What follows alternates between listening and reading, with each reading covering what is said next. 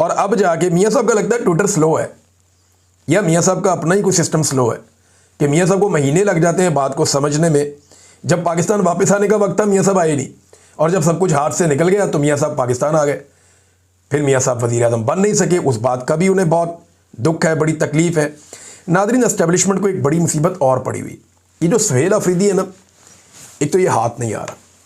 इसने अब जो एक्टिविटी की है ना कि जरगा बुलाएंगे और एक बड़ा जरगा बुलाएंगे कबायली इलाकों का, सरदारों का, माहिदीन का, ये एक बहुत बड़ी एक्टिविटी होने जा रही।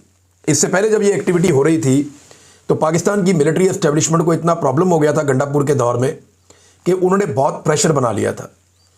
गंडापुर के साथ, तवातर के साथ मुलाकातें की गई थी। फिर हमने देखा वहाँ पे एक पुलिस का ऑपरेशन भी हुआ था जिसमें पैरामिलिट्री भी मौजूद थी, और फिर वहाँ पे कुछ लोग जो हैं वो जाँ बहक भी हो गए थे। बड़ा रोला पड़ गया था, बाद में फायर फाइटिंग के लिए गंडापुर को भेजा भी गया था। लेकिन पूरी कोशिश की गई कि एक तो जरगा कामयाब ना हो, और अगर हो जाए तो उसके मुतालबा दब जाए मुख्तलिफ खबरों के अंदर। अब दोबारा जरगा बुलाया जा रहा है और बड़ा जरगा बुलाया जा रहा है, तो एस्टेब्लिशमेंट को खलबली मच गई, परेशानी हो गई कि ये जरगा जो है रिपोर्ट होगा पूरे पाकिस्तान में, सोशल मीडिया इसको रिपोर्ट करेगा, रोला पड़ेगा। और खैबर पख्तूनख्वा की जो हुकूमत है वो इसको खुद कर रही है, तो वो सिस्टम से भी इसको सपोर्ट लेकर देगी।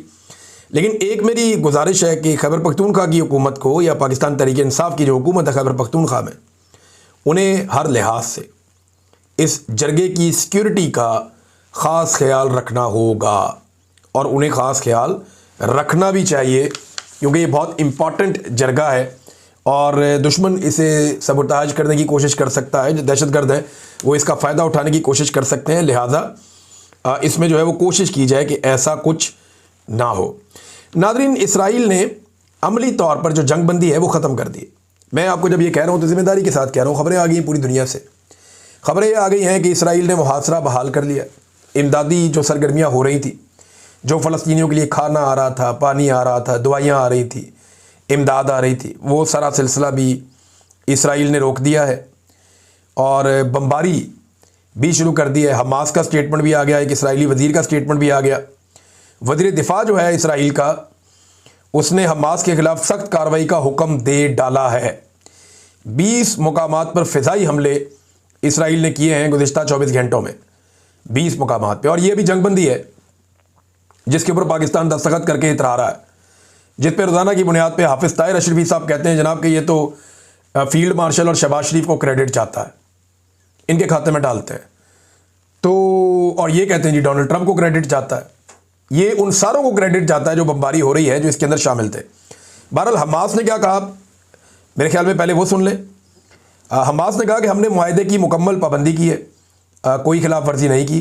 काबिज़ इसराइल ने पहले दिन से मुआहदा तोड़ा है और आम शहरियों पर हमले किए, इमदाद रोकी है, ख़वातीन और बच्चों को रिहा नहीं किया, शहदा की लाशों की बेहुरमती की है, तबाही का जिम्मेदार इसराइल है। ये जनाब हमास का स्टेटमेंट है। RTE उर्दू के ऊपर ये स्टेटमेंट छपा है।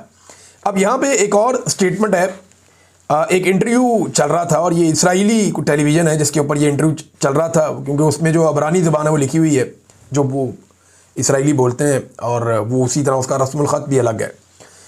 इसमें जो है ना वो एक बिन गवीर उनका एक वज़ीर है, वो ये कहता है कि अब जबकि हमें यरगमाली वापस मिल गए हैं, यानी जो हमारे लोग हमास की कैद में थे, जब हमें वो सारे वापस मिल गए हैं, हमें दोबारा जंग में वापस आना चाहिए और गज़ा पर जहन्नुम के दरवाज़े खोल देने चाहिए। ये जनाब इसराइली वज़ीर कह रहा है, और इसके ऊपर अभी तक ना अमेरिका की कोई मज़म्मत आई, ना पाकिस्तान की कोई मज़म्मत आई, और लगातार अटैक हो रहे हैं, हमले नहीं रुक रहे जो किए जा रहे हैं लगातार फ़लस्तीनियों के ऊपर। तो अब पाकिस्तान में जो ताशे बजाने वाले लोग थे वो जवाब दें ना। हाफिज़ ताहिर अशरफी साहब तो मस्जिद अक्सा में मिठाइयाँ बांट रहे थे।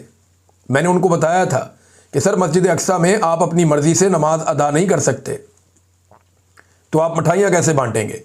ये सिर्फ एक माहौल बनाया गया था अपने यरगमाली वापस लेने के लिए।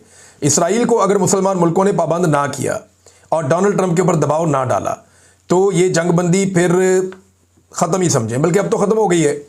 इसको अगर दोबारा शुरू करवाना है तो दबाव इन्हें डालना पड़ेगा, वरना मेरी दानिश में चीज़ें वैसे ही चलेंगी जैसे पहले चल रही थी।